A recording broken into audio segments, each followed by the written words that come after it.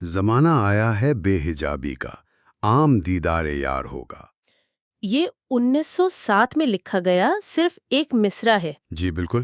لیکن ذرا سوچئے، ایک صدی سے بھی پہلے دنیا ایک بالکل بالکل ہی مختلف جگہ تھی، اور علامہ اقبال ایک ایسی تبدیلی کی بات کر رہے تھے جو آنے والی پوری صدی کو ڈیفائن کرنے والی تھی۔ یہ صرف شاعری نہیں، یہ تو ایک منشور لگتا ہے ہی منشور۔ تو آج ہم مارچ 1907 کی اسی نظم کی گہرائیوں میں اتر رہے ہیں۔ ہمارا مشن ایک طرح سے اس کی تہوں کو کھولنا ہے۔ مطلب اقبال کن رازوں کے فاش ہونے کی بات کر رہے تھے؟ اور وہ کون سی بے حجابی تھی؟ جی، اور آج کے دور میں اس کے کیا معنی ہیں؟ اور یہ واقعی ایک غیر معمولی نظم ہے۔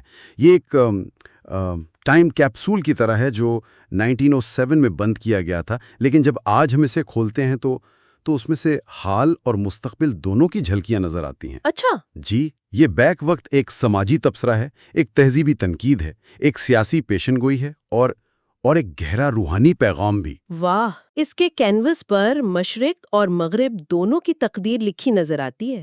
تو آئیے پھر اس کینوس کے رنگوں کو سمجھنے کی کوشش کرتے ہیں۔ نظم کے پہلے ہی 2 اشعار وہ ایک بہت بڑی تبدیلی کی دستک ہے۔ جی، پہلا تو ہم نے سنا، زمانہ آیا ہے بے حجابی کا، اور پھر سکوت تھا پردہ دار جس کا، وہ راز اب آشکار ہوگا۔ اور پھر فوراً بعد کہتے ہیں، گزر گیا اب وہ دور ساقی کہ چھپ کے پیتے تھے پینے والے۔ بنے گا سارا جہان میں خانہ، ہر کوئی بادہ خوار ہوگا۔ جی، یہ میں خانہ اور بادہ خاری، یہ استعارے بہت دلچسپ ہیں۔ ایک سطح پر تو یہ باغیانہ لگتے ہیں، لیکن کیا اقبال یہاں ایک ایسی فکری محفل کی بات کر رہے ہیں جہاں ہر کوئی اپنی نظریات کا جام لے کر آئے گا؟ کیا میں صحیح سمت میں سوچ رہا ہوں؟ آپ بالکل بالکل صحیح سمت میں سوچ رہے ہیں۔ یہی تو اقبال کے کلام کا جادو ہے کہ وہ روایتی علامتوں کو بالکل نئے اور انقلابی معنی پہناتی ہیں۔ یہاں راز سے مراد وہ علم، وہ سچائیاں اور وہ سیاسی شعور ہے جو صدیوں سے صرف چند مخصوص طبقوں تک محدود تھا۔ اچھا، جیسے بادشاہ، اشرافیہ۔ جی، بادشاہوں، اشرافیہ یا مذہبی رہنماؤں تک۔ اقبال کہہ رہے ہیں کہ اب وہ پردے گرنے والے ہیں۔ علم اور طاقت کے جو سرچشمے ہیں وہ عوام کے لیے کھول دیے جائیں گے۔ اور میخانہ؟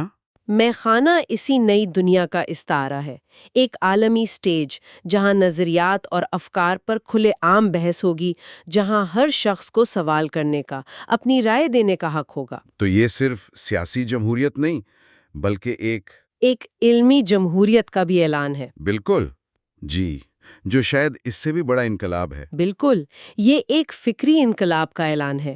چپ کر پینے کا دور گزر گیا کا مطلب صرف یہ نہیں کہ لوگ ڈرنا چھوڑ دیں گے، بلکہ یہ کہ خفیہ سازشوں، بند کمروں کے فیصلوں اور خفیہ تحریکوں کا دور ختم ہو کر عوامی سیاست کا دور شروع ہوگا۔ یعنی اب نظریات کی جنگ کھلے میدان میں لڑی جائے گی۔ جی، ہر شخص اس فکری عمل کا حصہ ہوگا۔ آج کی انٹرنیٹ اور سوشل میڈیا کی دنیا کو دیکھیں تو لگتا ہے اقبال کا میخانہ کسی نہ کسی شکل میں حقیقت بن چکا ہے، جہاں ہر کوئی بادہ خار ہے۔ یعنی ہر کوئی اپنے خیالات کا اظہار کر رہا ہے۔ بالکل۔ اچھا، لیکن یہ فکری آزادی صرف مشرق تک تو محدود نہیں ہے۔ اقبال اسی پیمانے سے مغرب کو بھی ناپتے ہیں، اور وہاں انہیں کچھ بہت خطرناک دراڑیں نظر آتی ہیں۔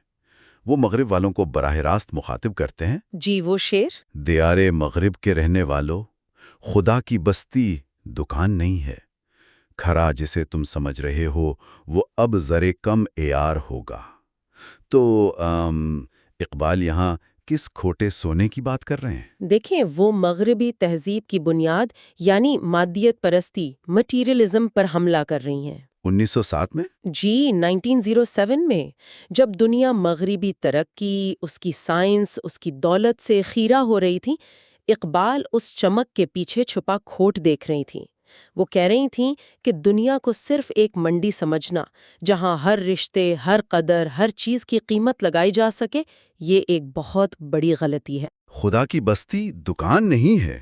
جی، اس کا مطلب ہے کہ انسانیت اور کائنات کا مقصد محض منافع کمانا نہیں ہے۔ جس مادی ترقی کو تم خالص سونا سمجھ رہے ہو، وہ جلد ہی کھوٹا سکہ ثابت ہوگا۔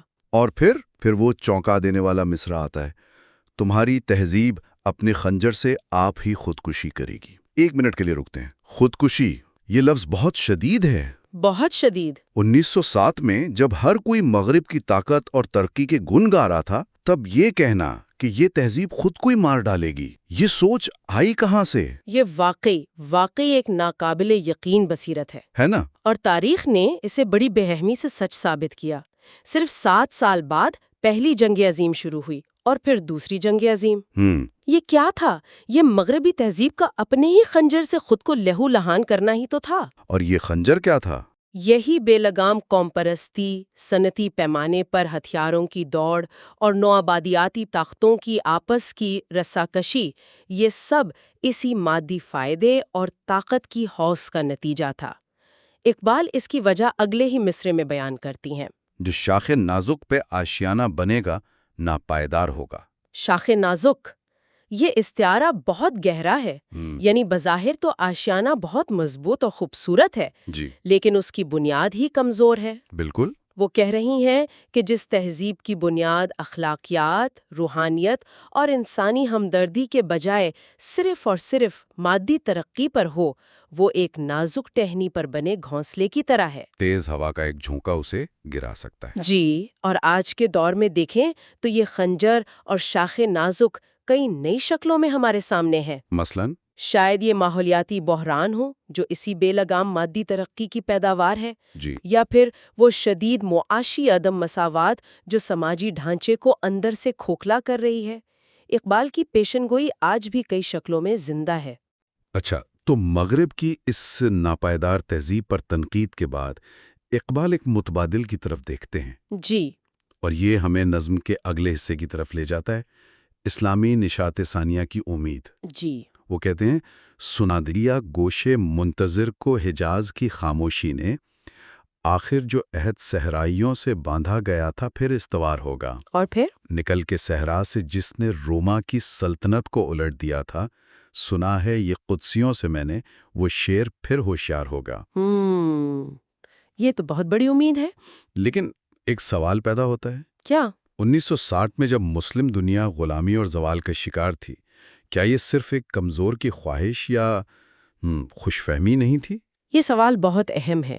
بظاہر یہ خوش فہمی لگ سکتی ہے، لیکن اگر ہم گہرائی میں دیکھیں تو اقبال یہاں کسی فوجی فتح یا سلطنت کے دوبارہ قیام کی بات نہیں کر رہے. اچھا، تو پھر کس چیز کی بات کر رہے ہیں؟ وہ ایک فکری اور روحانی بیداری کی بات کر رہی ہیں. حجاز کی خاموشی کا ٹوٹنا اور عہد صحرائی کا دوبارہ استوار ہونا. اس سے مراد اسلام کے اس بنیادی انقلابی پیغام کی طرف واپسی ہے جس نے صدیوں پہلے قبائلی معاشرے کو ایک عالمی طاقت میں بدل دیا تھا.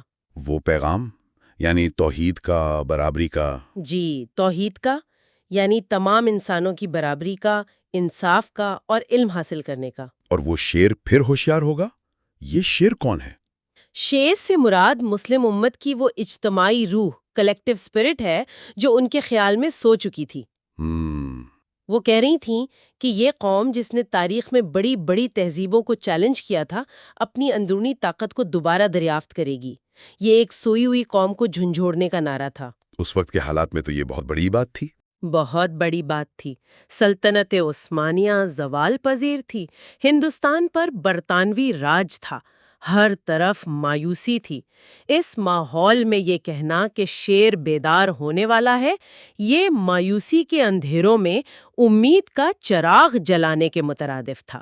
یہ محض خواہش نہیں تھی، یہ ایک لاہ عمل کی دعوت تھی. اور یہ لاہ عمل صرف سیاسی بیداری تک محدود نہیں ہے. نظم کا جوہر شاید اس کے انسانی اور عملی فلسفے میں پوشیدہ ہے. بالکل. ایک طرف وہ کمزوروں کو امید دلاتے ہیں، سفینے برگ گل بنا لے گا قافلہ مورے ناتواں کا. ہزار موجوں کی ہو کہ شاکش، مگر یہ دریا سے پار ہوگا. یہ تو سیدھا سیدھا اجتماعی جدوجہد کا پیغام ہے. جی، یہ خودی اور اتحاد کا پیغام ہے کہ کمزور چیونٹیاں بھی اگر مل کر ایک قافلہ بن جائیں اور ہمت سے کام لیں تو پھول کی ایک پتی کو کشتی بنا کر طوفانی دریا بھی پار کر سکتی ہیں. یہ اس وقت ہندوستان کے غلام عوام کے لیے ایک بہت طاقتور استعارہ تھا. بہت طاقتور، کہ اگر تم متحد ہو جاؤ تو بڑی سے بڑی سامراجی طاقت کا مقابلہ کر سکتے ہو. یعنی انفرادی کمزوری کو اجتماعی طاقت میں بدلنے کا فارمولہ۔ بالکل۔ اور پھر وہ شعر آتا ہے جو شاید اس نظم کا دل ہے اور اقبال کے پورے پیغام کا خلاصہ بھی۔ جی، وہ مشہور شعر، خدا کے عاشق تو ہیں ہزاروں، بنوں میں پھرتے ہیں مارے مارے، میں اس کا بندہ بنوں گا جس کو خدا کے بندوں سے پیار ہوگا۔ یہ تو روایتی مذہب اور تصوف پر ایک بہت بڑی تنقید ہے۔ یہ ایک انقلابی شعر ہے۔ اقبال یہاں مذہب کی روایتی تشریح کو چیلنج کر رہی ہیں۔ وہ کہہ رہی ہیں کہ خدا سے محبت کا دعویٰ کرنا اور اس کی تلاش میں جنگلوں اور خانقاہوں میں بھٹکنا ایک بات ہے، لیکن خدا سے محبت کا اصل ثبوت اس کی مخلوق یعنی انسانوں سے محبت کرنا ہے۔ یعنی عبادت کو محض ذاتی نجات کا ذریعہ نہیں سمجھتے وہ؟ نہیں سمجھتی۔ ان کے نزدیک حقیقی روحانیت کا میدان یہ دنیا ہے اور اس کا عملی اظہار انسانیت کی خدمت ہے۔ یعنی ایک سچا صوفی وہ نہیں جو غار میں بیٹھا ہے، بلکہ وہ ہے جو معاشرے میں رہ کر لوگوں کے دکھ درد میں شریک ہوتا ہے۔ تو اس تعریف کے مطابق کیا اقبال یہ کہہ رہے ہیں کہ ایک سچا روحانی شخص ایک سماجی کارکن، ایک ڈاکٹر یا ایک استاد کی شکل میں ملنے کا زیادہ امکان ہے بجائے کسی خانقاہ میں؟ بالکل، ان کا فلسفہ عمل ہے۔ اسی لیے وہ فوراً بات خود کو بھی اسی میدان عمل میں اتارتے ہیں، ہے نا؟ جی، وہ شعر، میں ظلمت شب میں لے کے نکلوں گا اپنے درماندہ کارواں کو، شرر فشاں ہوگی آہ میری، نفس میرا شعلہ بار ہوگا۔ یہاں وہ صرف ایک شاعر یا مفکر نہیں رہتے۔ نہیں، بلکہ ایک رہنما کا روپ دھار لیتی ہیں۔ وہ صرف رستہ دکھا نہیں رہیں بلکہ کہہ رہی ہیں کہ میں خود اس تھکے ہارے قافلے کو اس اندھیری رات سے نکال کر لے جاؤں گی۔ میری شاعری، میرے الفاظ اس سوئی ہوئی قوم کے لیے چنگاری اور شعلے کا کام کریں گے۔ اتنی بڑی ذمہ داری کا اعلان، اتنی بڑی پیشن گوئیاں، لیکن نظم کے آخر میں اقبال ہمیں ایک بالکل مختلف، بہت ہی ذاتی اور انسانی سطح پر لے آتے ہیں۔ جی، ایک جگہ وہ کہتے ہیں کہ پیرے میں خانہ یعنی پرانے نظام کے رکھوالے ان کے بارے میں کہتے ہیں کہ منہ پھیٹے خار ہوگا۔ یہ نظم کو بہت حقیقی بنا دیتا ہے۔ کیسے؟ اقبال کو معلوم تھا کہ جو سچ وہ کہہ رہے ہیں وہ سٹیٹس کو چیلنج کرتا ہے اور اس کی قیمت چکانی پڑتی ہے۔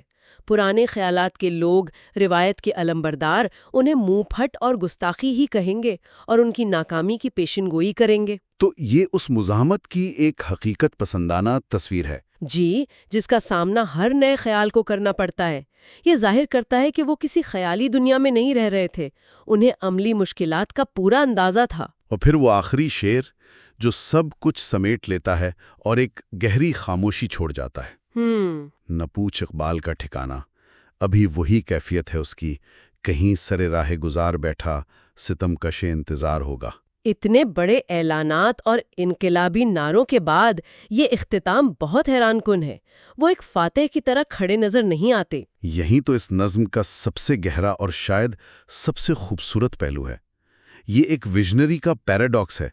ایک طرف وہ مستقبل کو اتنی وضاحت سے دیکھ رہے ہیں، صبح کی آمد کا اعلان کر رہے ہیں، لیکن دوسری طرف وہ خود ابھی تک راستے میں بیٹھے ہیں۔ بالکل، ستم کش انتظار یعنی انتظار کا ظلم سہنے والا، یہ اس شخص کی داخلی کیفیت ہے جو تبدیلی کا بیج تو بو چکا ہے، لیکن پھل پکنے کا تکلیف دہ انتظار بھی اسی کو کرنا ہے۔ وہ ایک درمیانی حالت میں ہے۔ جی، وہ نہ تو اپنی پرانی دنیا میں واپس جا سکتے ہیں اور نہ ہی ابھی تک نئی دنیا میں پہنچے ہیں۔ وہ ایک راہ گزر پر ہیں اور یہی ایک سچے رہنما کی پہچان ہے۔ وہ منزل کا اعلان تو کرتے ہیں لیکن سفر کی صعوبتیں بھی خود برداشت کرتے ہیں۔ تو اگر خلاصہ کریں، 1907 کی یہ نظم ایک عالمی بیداری کا اعلان ہے، مادیت پرستی کے کھوکھلے پن کو بے نقاب کرتی ہے، ایک روحانی اور عملی نشاط ثانیہ کی امید دلاتی ہے، اور سب سے بڑھ کر انسانیت کی خدمت کو ہی حقیقی عبادت قرار دیتی ہے۔ بالکل، اور سب سے دلچسپ بات یہ ہے کہ اس نظم میں اٹھائے گئے سوالات اور تضادات آج ایک صدی سے زیادہ گزرنے کے بعد بھی اتنے ہی تازہ ہیں۔ واقعی؟ جی، مادیت اور روحانیت کی کشمکش آج بھی ہماری دنیا کا سب سے بڑا چیلنج ہے۔ تہذیبوں کے استحکام کا سوال، چاہے وہ مشرق ہو یا مغرب، آج بھی ہمارے سامنے ہے۔ اور خدمت خلق کی اہمیت، اس کو آج شاید پہلے سے بھی زیادہ محسوس کیا جا رہا ہے۔ یہ نظم صرف 1907 کا نہیں بلکہ 2027 کا مکالمہ بھی لگتی ہے۔ آپ نے کہا اقبال نظم کا اختتام ستمکش انتظار کے طور پر کرتے ہیں۔ وہ ایک ایسی صبح کا انتظار کر رہے تھے جب راز فاش ہوگا۔ یہاں ایک خیال ذہن میں آتا ہے۔ جی؟ اقبال نے مادیت پرستی کی بنیادوں میں چھپی دراڑیں ایک صدی پہلے دیکھ لی تھیں۔